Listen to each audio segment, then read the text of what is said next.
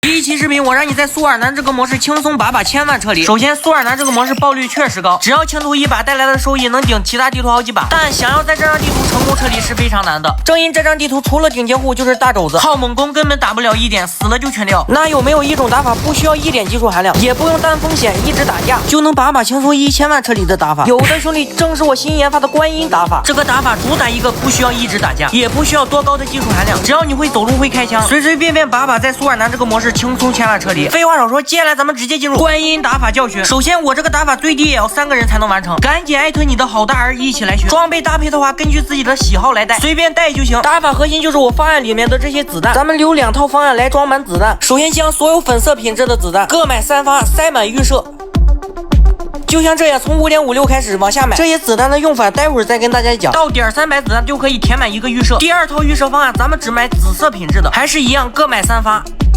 OK， 咱们填满2个预设，将这2个方案的子弹全部买了，带入局内。这些子弹将是我这个打法成功的关键，也不要忘记让你的队友买。没错，队伍里的每个人都要像我这样把子弹塞满。接下来咱们直接进入实战打法思路教学。地图咱们就选择民用荒岛。进来之后，倒计时结束的时候，一人扎根针，然后什么都不要管，直奔实验中心主楼。用我这个打法必须先占主楼，不用担心主楼被人占。大家都知道苏尔南总共4个复活点，到达主楼的速度都是差不多的。我们只要路上不耽搁不清人机，绝对是最快到达主楼的。进来实验中心之后，千万不要开箱子，就是主打一个先占主楼，这点一定要跟你的3个好大儿沟通好。接下来咱们的子弹就派上用场了。主楼一共就2个入口，入进来的方式也就这2个入口。那个小房间的窗户咱们可以忽略不计。宝宝们都知道，主楼这个位置就是易守难攻，高打低。在高打低的基础上，咱们再制造一个软性掩体。没错，就是我们带进局的3发子弹。咱们只需将这个位置摆满子弹，子弹形成的光柱就可以给我们制造一个软性掩体。就像我这样4个队友分开，2个人各摆1个入口。至于为什么让你们一样子弹买3发，是为了更方便让我们速度摆子弹。只要我们将子弹摆满这个入口，不但可以干扰攻主楼敌人的视线，使他们看不清楚你们的位置，而且这个位置摆子弹还有一个 buff， 我们在上面可以清楚看到下面的敌人，但下面的敌人很难看到我们，这就是高低的优势。此法真乃 CS。 总结一下，这样做就是为了干扰楼下敌人的视线，敌人看不清上面，但我们可以清楚的看到下面。在本就主楼易守难攻的前提上，再增加一个导致视觉混乱的光束，敌人几乎就不可能攻破你们的主楼。但有几项问题需注意，在前期摆子弹的时候，子弹还没摆满就有人攻主楼，这个大家不用担心，只需要稍给压力，开2枪丢几发投掷物，他们就不可能赶上。我们就趁着这个间隙先把盾制造出来，也不要怕他看到你了往你脸上丢雷，只要你穿个普通轩辕甲吃个满雷都死不了，而且就算少部分的光束也会影响他们的视线，导致不管是他们的雷火都基本丢不准你。也不要怕在你制造盾的时候敌人突然盲你，只有极少部分的傻子才会在主楼没开到人的情况下直接上。摆好光之盾之后，2个队友各守一边，哪边有人要上了就过去支援。大家也不用担心两边一块上人导致2个人顶不住，我们就在主楼里面等撤离倒计时，不要出去，一直坚守主人就行了。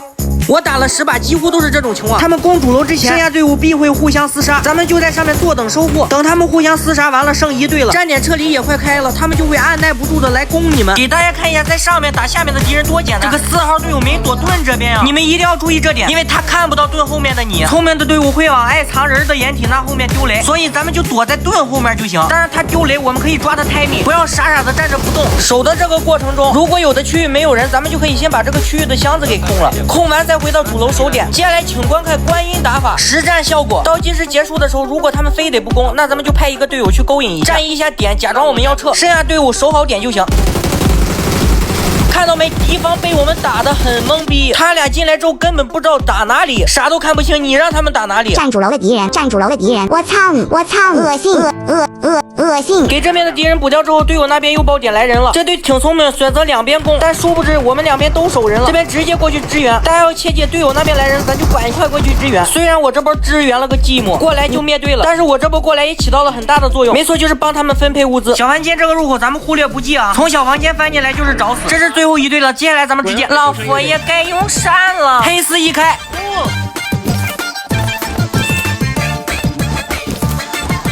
简单刮了一下地皮，收获满满一屋的变卖物。那咱接下来该干嘛呢？当然是把排泄物一吃，最后带着我的队友用观音大法肥肥撤离。这把小赚1000万，我的队友每人赚了300-400万。你们可能会质疑我这个打法的成功率，打破质疑，我们再打几把看看战果。开局依旧先把主楼入了，然后制造我们的光盾。马上制造完光盾的时候，这边就来人了。看他拔雷了，咱们躲一下雷。你别说他们丢雷丢火，虽然说他们一颗雷炸不死你，但是你傻吗？你站在那儿让他们不动炸吗？你不会躲吗？丢2颗火之后，他们就不敢过来。咱们接着摆光盾，摆好光盾之后，咱们就在里面静静的守点等着就行了。他们绝对会攻的，除非他们不想撤离。两队友守一遍，观音打法 CS 的没边。这边跟我的宝宝道一下歉，我在录素材，没有理他，结果直接元神启动了。好，这边看动向，应该是他们要上了。接下来咱们直接进入1级戒备状态。完了，队友踩雷上了，正数要上了，咱们利用光之盾直接打。刚才我利用光之盾磨了几枪，要不然这波嘎的就是我了。好，打倒之后下面还有一个，就剩一个了。这种情况咱们可以直接抓了，喊上队友。配合2号拿下这队之后，队友再次爆点，他们那边来人了，咱们直接去支援。直接给我坐下，直接给我坐下。哎，没坐下，这波马枪了，还好有光盾的庇护，他往后跑了，咱们直接追。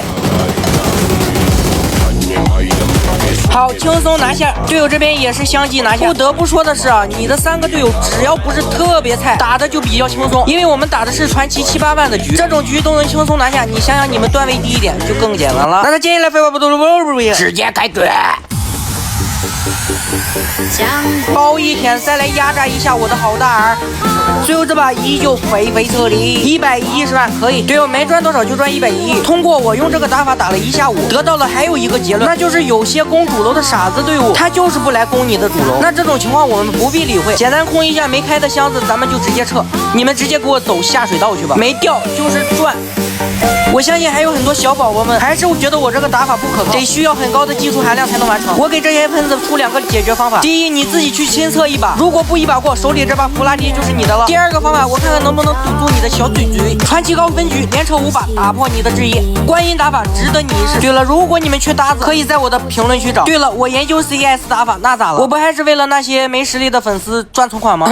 千万别说是我教的啊，你们这群人。拜拜，各位。让我为大家带来一首我的原创歌曲。Hello， 大家好，我吃饭再停凉。